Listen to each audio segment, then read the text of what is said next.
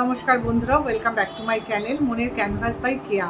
তো রোববার দিন মা যে রান্নাগুলো করেছিল তার মধ্যে একটা রান্নার রেসিপি আমি তোমাদের দিয়েছিলাম, সেটা হচ্ছে ভর্তাটা, মানে মুসুর চিংড়ি ভর্তা রেসিপিটা তোমাদের দিয়েছিলাম। আর মা আরও দুটো রান্না করেছিল, মানে অনেকগুলোই রান্না হয়েছিল, তার মধ্যে আরও দুটো স্পেশাল রান্না হয়েছিল। একটা হচ্ছে মোচা দিয়ে চিংড়ি মাছ, মানে মোচা চিংড়ি। আর একটা আমাদের খুব ফেভারিট, খুব সিম্পল একটা রান্না, সেটা হচ্ছে পাট পাতার বড়া। তো এই রেসিপি দুটো তোমাদের তখন দেখানো হয়নি।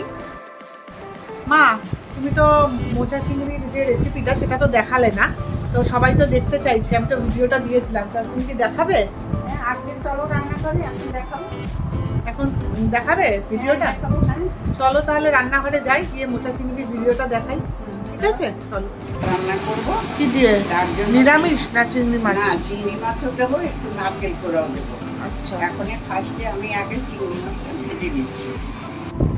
কড়াইতে তেল গরম করে মা চিংড়ি মাছগুলো ভাজতে বসিয়ে দিয়েছিল। তো চিংড়ি মাছগুলো আস্তে আস্তে ভাজা হচ্ছিল, আর এদিকে মা মশলা রেডি করছিল।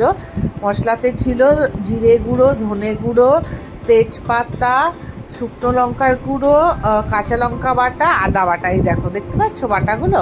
তো এইগুলো সবকটা লাগবে। আর এইদিকে ছিল নারকেল কোড়া, নারকেল কোড়া ছিল, ধনে, জিরে, হলুদ, কাঁচা লঙ্কা আর আদা। শুকনো লঙ্কার গুঁড়োটাও পাশে পরে দিয়েছিল। এটা হচ্ছে শুকনো লঙ্কা বলছে রেড চিলি পাউডার, মানে আমাদের ঝালের জন্য মা কাঁচা লঙ্কা বেটে দিয়েছিল, আর রঙের জন্য এভারেস্টের কাশ্মীরি রেড চিলি পাউডারটা দিয়েছিল। আর এই দেখো, এদিকে আবার নারকেলটাও কুড়িয়ে রেখে দিয়েছিল, কারণ মা বললো একটু নারকেল কোড়াও দেবে। তো চিংড়ি মাছগুলো অনেকটাই ভাজা হয়ে এসেছিল। এই দেখো, লাল লাল করে চিংড়ি মাছগুলো ভাজা হয়ে গেছিলো। এবার মা আস্তে আস্তে চিংড়ি মাছগুলো তুলে নিচ্ছে। এই যে দেখো, চিংড়ি মাছ ভাজা হয়ে গেছে। চিংড়ি মাছটা এইভাবে ভাজবে। এবার যে তেলটা ছিল সেই তেলের মধ্যেই মা আস্তে আস্তে এবার ফোড়নে তেজপাতা দিল। দেওয়ার পর গোটা জিরে দিয়ে দিয়েছে ফোড়নের জন্য। আর কিছু ফোড়নে দেবে না, বললো শুধু গোটা জিরে আর তেজপাতা রান্নাটা। আর তারপরে এই তেজপাতার গোটা জিরের মধ্যেই মা আলুটা ভাজতে দিয়ে দিল। আলুটা ভাজার সময় একটু নুন দিয়েছিল, তো চিংড়ি মাছটা ভাজার সময় একটু নুন দিয়েছিল আমাকে বলল। তো হালকা করে আলুটা ভাজা হবে। তো আলুটা এদিকে ভাজা হতে থাকছে, তার মা মশলাগুলো তো মোটামুটি রেডি করেই রেখেছিল। তো আমাকে বললো যে আলুটা ভাজা হয়ে গেলে তার মধ্যে নারকেল কোড়াটা ভাজতে দেবে। তো নারকেল কোড়াটা দেখো দিয়ে দিয়েছে। এই নারকেল কোড়াটা নাকি যদি আলুর সঙ্গে ভাজা হয় তাহলে নাকি খুব সুন্দর একটা স্মেল বেরোয়। তা সত্যি স্মেলটা বেরোচ্ছিল। আমি যখন পরে এডিট করছি, আমি যখন মানে ভিডিও করছিলাম, ওখানে দাঁড়িয়েছিলাম, সত্যি সিরিয়াসলি বিশ্বাস করো, ওটা যখন ভাজা হচ্ছিল না, সুন্দর একটা স্মেল বেরোচ্ছিল।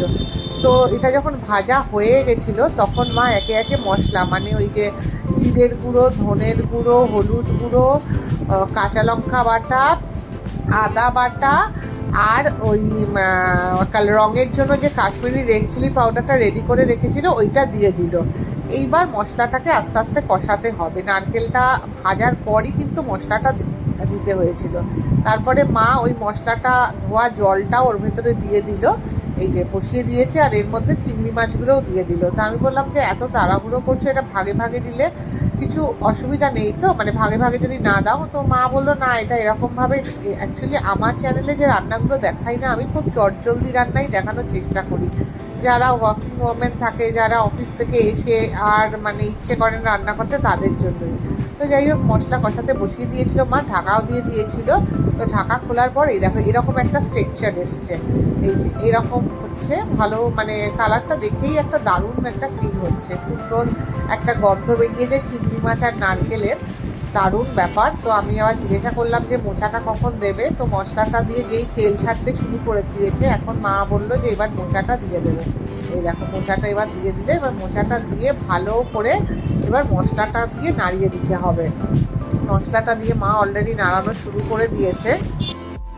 এই যে এবার ওই মোচাটা, এতক্ষণ কিন্তু নুন মা দিয়েছিল না, আমি দেখেছিলাম অল্প অল্প নুন ওই যখন আলুটা ভাজা হয়েছে আর চিংড়ি মাছটা ভাজার সময় নুন দিয়েছিল।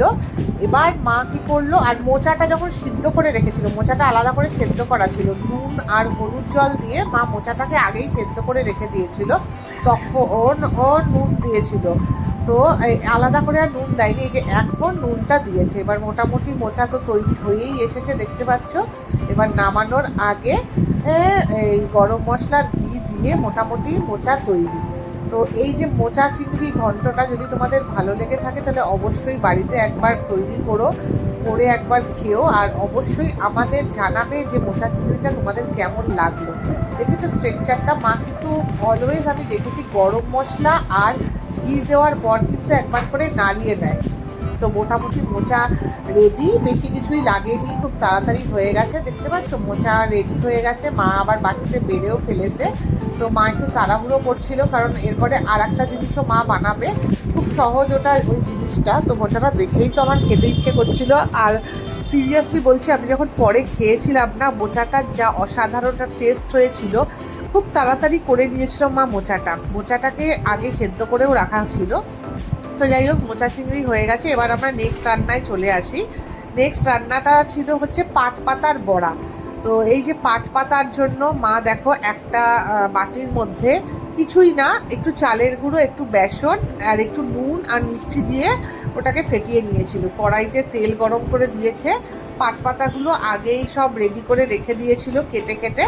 ব্যাস ওর মধ্যেই মানে পাট পাতাগুলো দিয়ে এবার পাট পাতাগুলো কড়াইতে দিয়ে দিচ্ছে।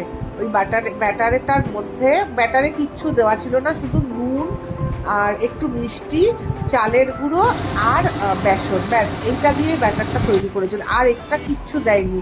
আমি হলে হয়তো এক্সট্রা আরও কিছু দিতাম, কিন্তু কিচ্ছু দেয়নি। তাতেই বড়াগুলো যা খেতে টেস্টি হয়েছিল না, কি বলবো। একদম সিম্পল রান্না, দুটো রান্নাই খুব সিম্পল। মোটামুটি আধ ঘন্টার মধ্যে তোমাদের দুটো রান্না রেডি হয়ে যাবে। এই যে ভাজা শুরু করে দিয়েছে মা, দেখো কি সুন্দর। মা একদিক থেকে ভাজছে আর একদিক থেকে ব্যাটারে ইয়েগুলো পাট পাতাগুলো ডোবাচ্ছে আর কড়াইতে ছাড়ছে। অ্যাকচুয়ালি না, আমি মাদের দেখেছি খুব তাড়াতাড়ি কিন্তু রান্না করে নেয়। আমরা যেমন রান্না করতে গেলে অনেক সময় নিই, মারা কিন্তু খুব তাড়াতাড়ি রান্না বান্নাটা করে ফেলে। তো এইটাও মোটামুটি রেডি হয়ে গেছিলো রোববারের দুপুরবেলা। আমার তো এইগুলো দেখেই বারবার খিদে পেয়ে যাচ্ছিলো। তো যাই হোক, চলো এবার আস্তে আস্তে আমরা খেতে বসবো সবাই, অনেক দুপুর হয়ে গেছিলো। আর এই দেখো ভাজা পুরো রেডি। আর মানে মা কিন্তু একসাথে যে সবকটা ভাজা দিয়েছে তা নয়, কিছু ভাজা দিচ্ছে আবার কিছু ভাজা তুলে নিচ্ছে, এইভাবে ভাজাগুলো করছিল। তো এই পাট পাতার এই সিম্পল বড়াটা না একদিন তোমরা বাড়িতে করে দেখো, অসাধারণ খেতে হয়। সিরিয়াসলি বলছি, অসাধারণ মানে সত্যিই অসাধারণ খেতে হয়। তো মোটামুটি পাট পাতার বড়া রেডি। আমরা এবার পাট পাতার বড়া আমার অল টাইম ফেভারেট, আর চিংড়ি মাছ দিয়ে মোচা, এই দুটো রান্নাই আমার অল টাইম ফেভারিট। তো এই দুটো দিয়ে এখন খেতে বসবো। তাহলে চলো, এই দুটো রান্না তোমরা বাড়িতে করে অবশ্যই কিন্তু জানাবে যে আমাদের মা মেয়ের এই রান্নাঘরের রেসিপি তোমাদের কেমন লাগলো।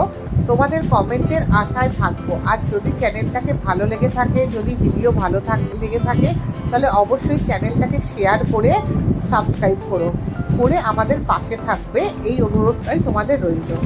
ধন্যবাদ।